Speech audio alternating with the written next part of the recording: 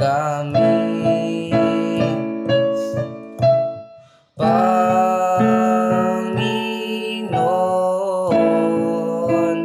kawan mo kami.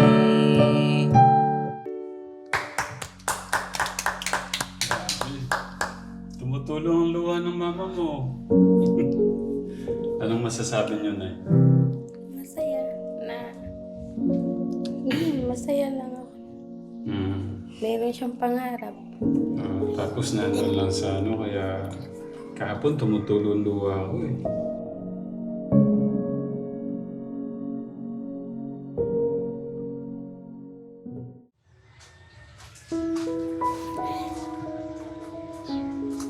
Morning, Kuya.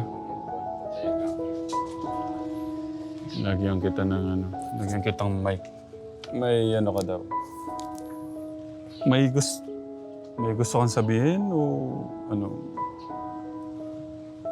Parang may plano si mama at papa mo. Tahiram, sabihin po ko, sinabi ko rin po sa mama ko po na sana pwede po akong mag-stay dito para maabot ko yung pangarap ko. Or madala sa Promised Land. Para po makatapos ang pag-aaral. Kumanda yung buhay ko para makatulong rin ako sa kanila. Yung mga magulang ko. Okay. Kasi nasabi nga ni mama mo, yung plano mo, may ibang plano na yata sila. Anong napag-usapan niyo ni mama at papa mo pala? Ang sabi lang po, parang hindi na daw po sila babalik doon sa nirerentahan nila. And po sabi sa akin ng stepfather ko, tapos kung ano, gusto yata ano, ang sabi ko sa kanila, gusto kong mag-stay dito para makapagpasok ng pag-aaral. Gusto mo talagang ano, makatapos ng pag-aaral. Sige, Nay. Sabihin niyo yung plano niyo.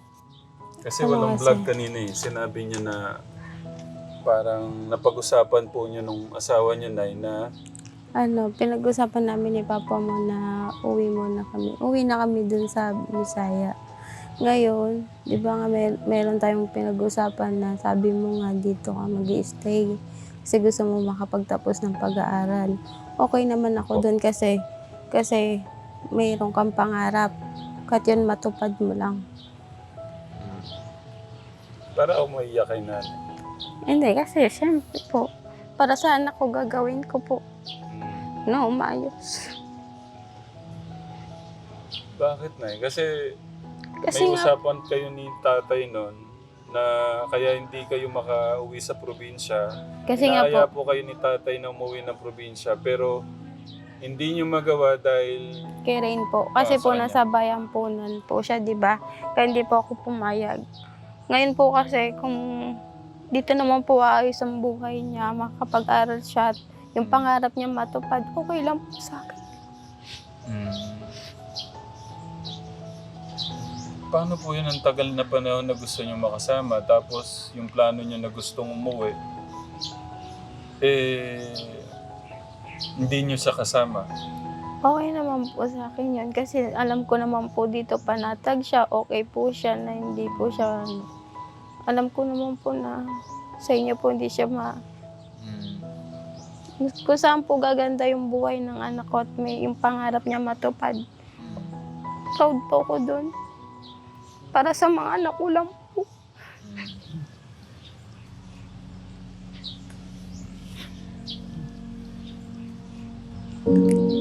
Anong maiyak yata ko yung nanay?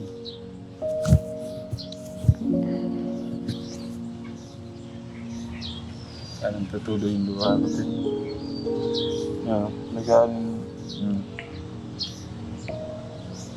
Gagawin lahat ng magulang na Kuya Ray.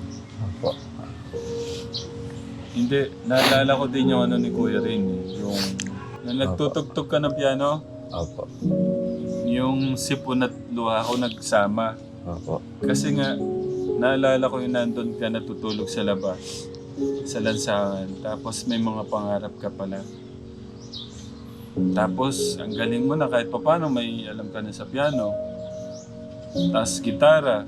Meron pa. Violin po. Violin. Ano yung masasabi mo kay mama mo ngayon? Parang gusto niyang isakripisyo yung kaligayahan na makasama ka.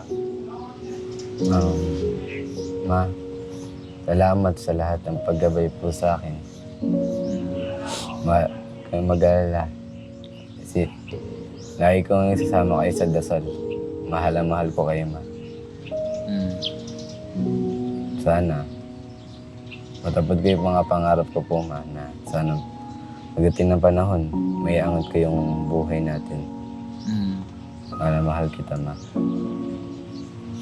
Mensahe po sa anak niyo, Nay. Sa akin, proud ako sa mga pangarap mo. Sana matupad mo. Yun lang. Hindi siya matulad po sa amin. Yun ang isa ko pong inanurog silang matulad sa amin. Yeah. Nung mga anak ko, yung ko pong matulad po talaga sa amin. Yeah. Yun lang. Na walang pinag-aralan.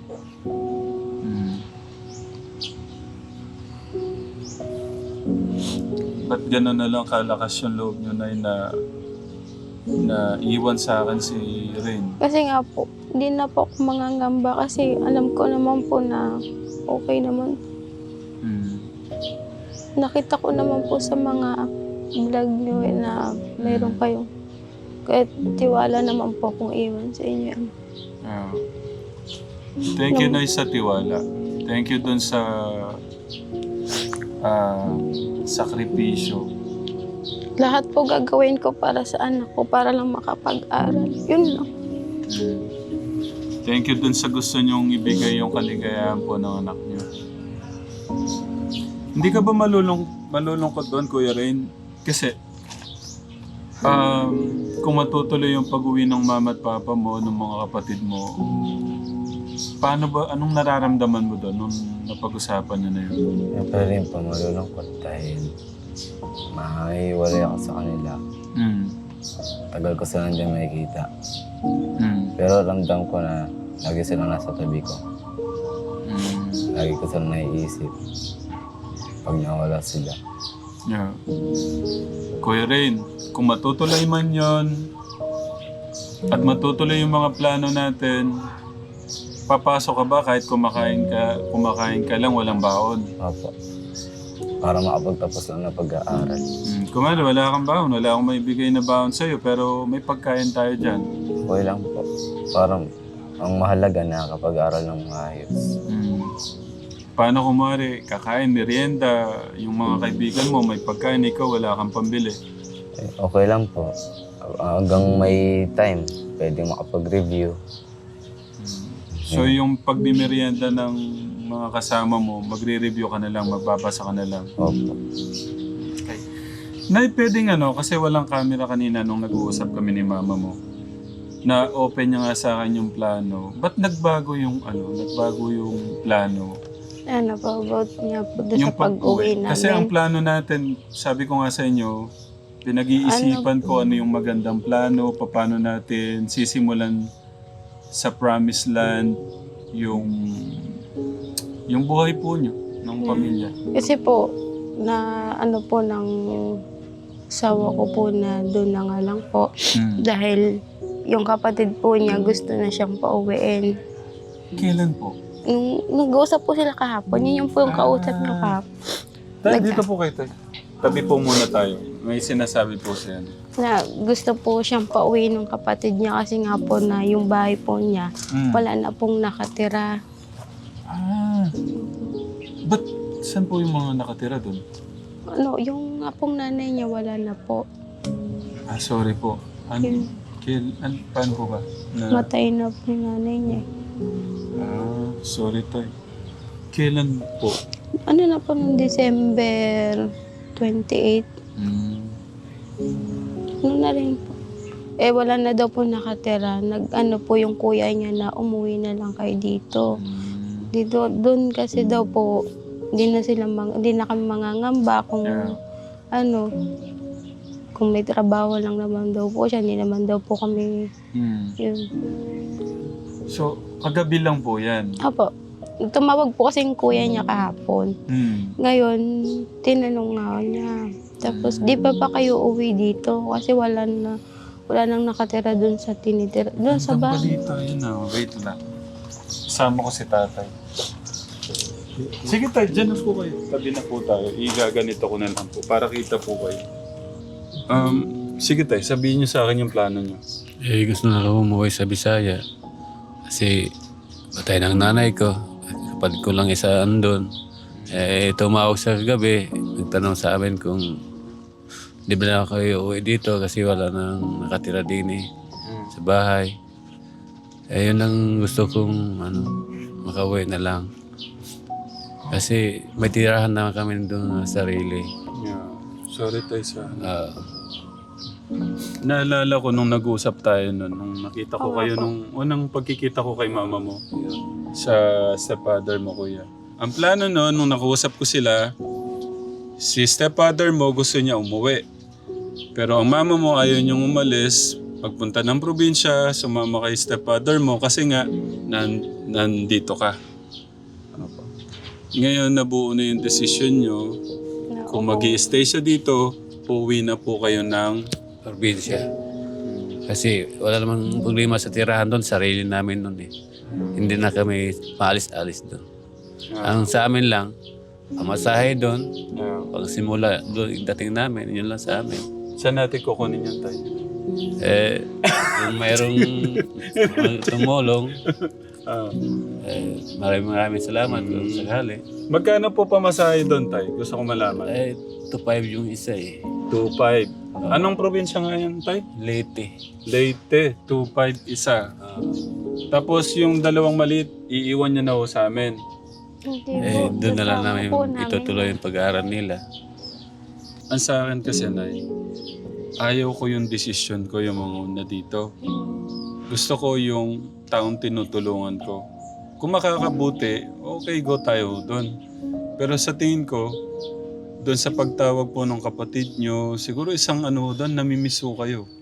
Gusto rin niya. Hindi, Kasi po siguro sa talagang namimiss ko kayo. Sa totoo lang po kasi, Matagal kung na kami hindi hindi po siya daw nagkita. Wait lang po. kung hindi po kasi siya daw makauwi, kami na lang daw po uwi. Pero gusto niya dito umuwi, kung wala lang din pong pamasahe. Kaya po sabi niya, kung kayo may pamasahe, kayo na lang umuwi doon para may kasama siya. Yeah.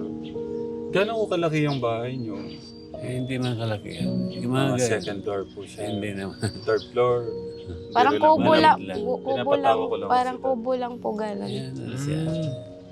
Ano siya? Malaki lang bagya siguro dyan sa ito. Pero naman siya, Bato. yero. Hindi naman. Bato po siya. Ano lang, plywood ang dingding. Yero ang bubong. Yung bubong. Yun lang. Okay. Kailan niyo gusto mangyari yung pag-uwi? Kung pabilisan, sana hindi maabot ng Agad-agad. tatlad. Kung gusto Ano mo po, umuwi, bali, agad-agad din. tapusin mo natin graduation nila or Pwede rin. Oo, kasi dapat after na ng graduation. Oo. Pwede rin kasi dating doon, para ipasok natin sa final natin sa grade 1. Pwede rin. Ako mamimiss ko yung yumayakap na dalawang bata sa akin. Para pag bago ako mag-birthday, Ikaw, sa kanila. wala na mas decision mo eh. birthday. Birthday po niya, Kailan? 27 po, March. Happy birthday, kuya. Birthday pa lang. Ikaw, Kuya Ring, decision mo ngayon, 27. Patapusin ko muna graduation. Sayang kasi Pili ka dito, nara sa'yo kung ano. Kasi yung... Sa akin kasi, ang unang-unang ko yung sa mga bata, makapag-aral. Yun lang. Tay, wait lang. Ilan taon na nga po kayo? 48 po. 48 to 58, tay. Sorry po ha.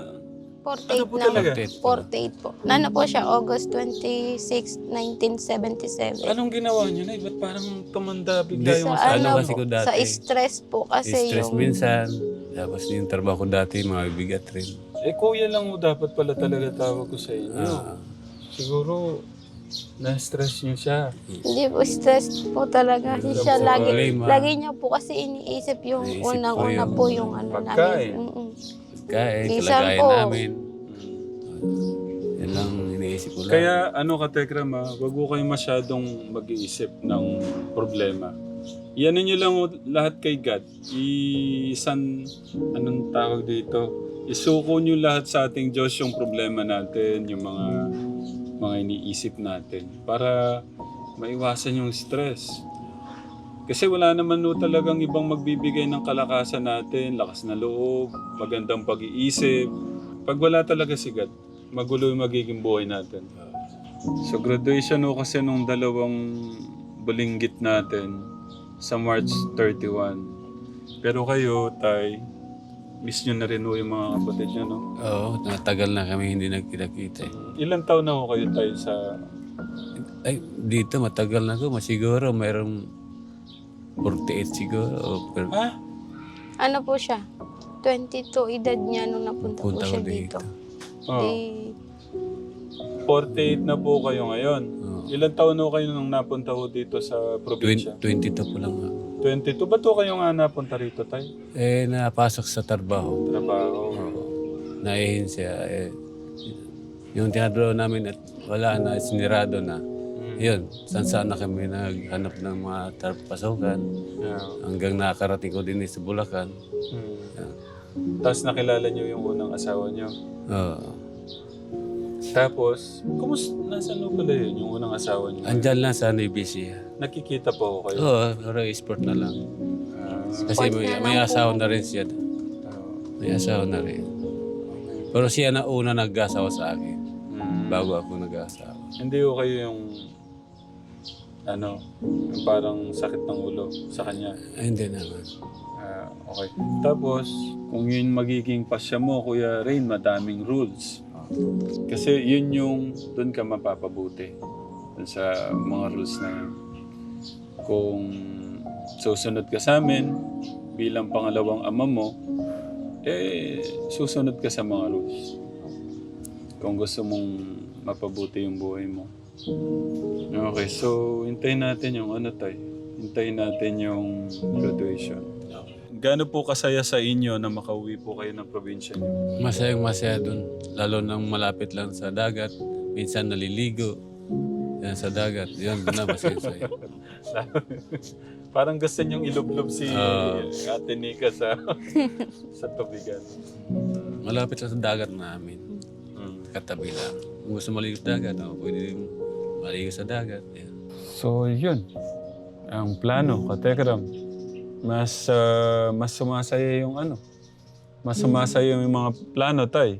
Kasi yung pagka nakita yung mga kapatid nyo, yung lungkot ng mukha nyo na yan, magbabago yan. Kagabi nga, nag-usap kami. Nagtatawa kami dalawa. Para kaming nasa malapit lang nag-usap. Oh, diba? Iba yung family. kaya nga po pumayag na po ako. Sasabihin ko nga po sa inyo na uuwi na lang po kami doon para din po sa kanila.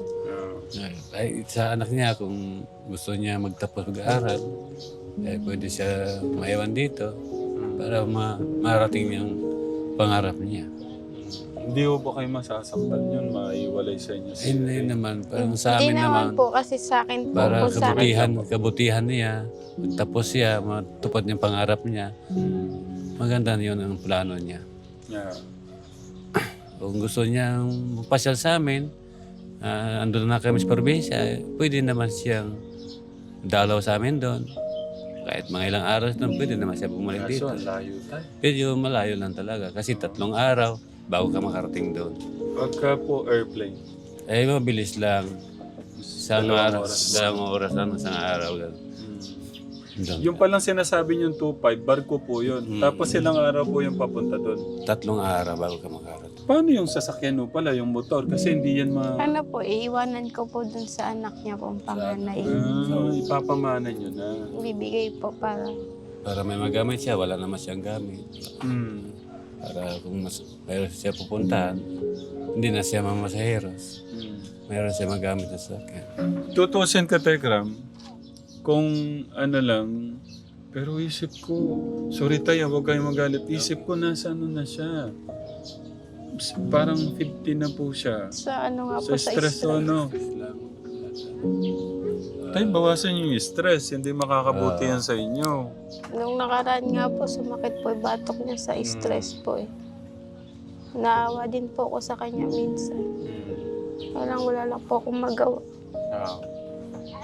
Kaya po nung kagabi, nag-uusap silang magkapatid na pauwiin na nga nando kami. Sabi ko, hiling ko ka kuya para. Wala pong problema yun. Gusto nyo bukas na bukas, papabook kayo, airplane pa eh. Kasi ang problema po, graduation ng mga bata. Kahit Yan ang muna tapusin natin. muna na. Kasi ano eh, napakalaking ano po nung ginawa nyo, yung sakripisyo nyo para makapag-aral yung dalawa na yun.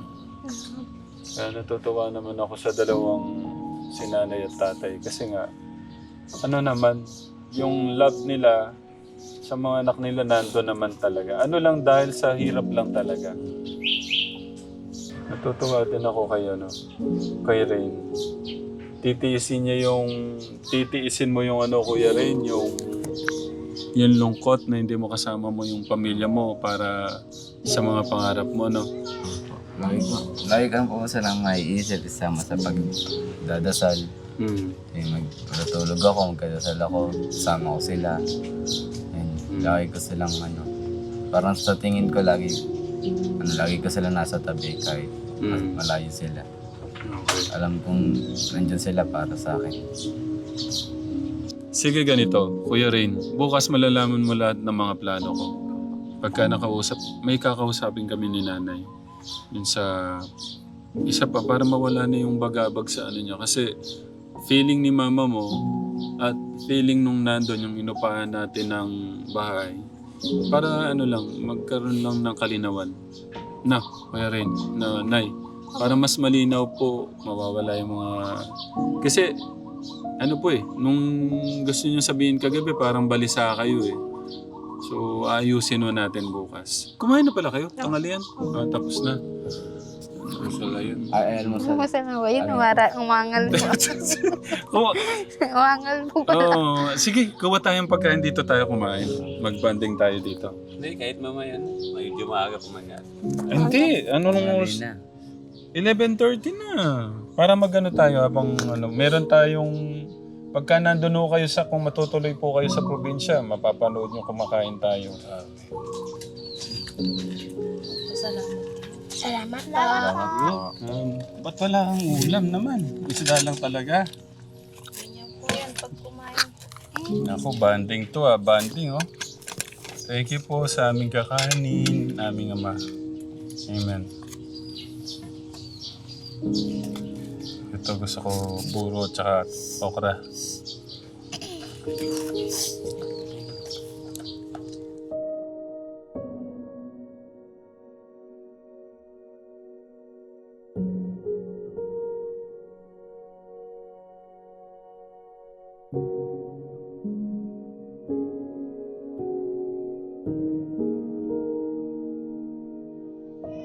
Baka magulat kayo na eh.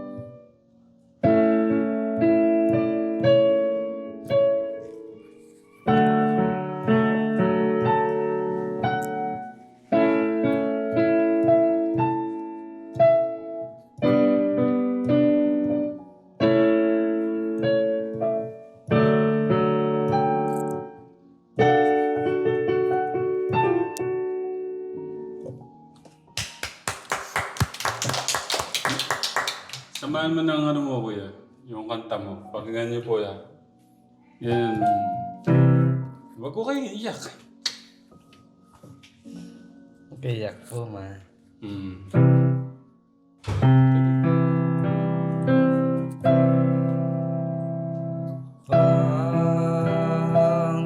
Panginoon,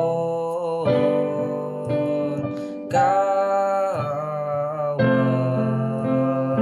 mo kami. Panginoon, kawan mo kami. Kristo, kawan mo kami. Kristo, kawan mo kami. Panginoon,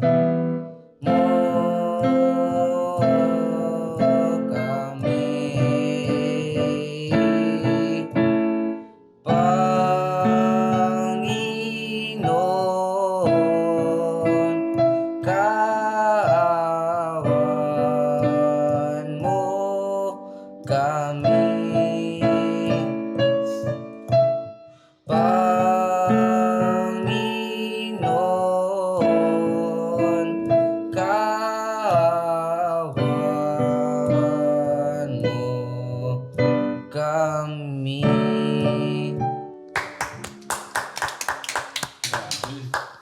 Tumutulong ang luha ng mama mo. Anong masasabi niyo, Nay?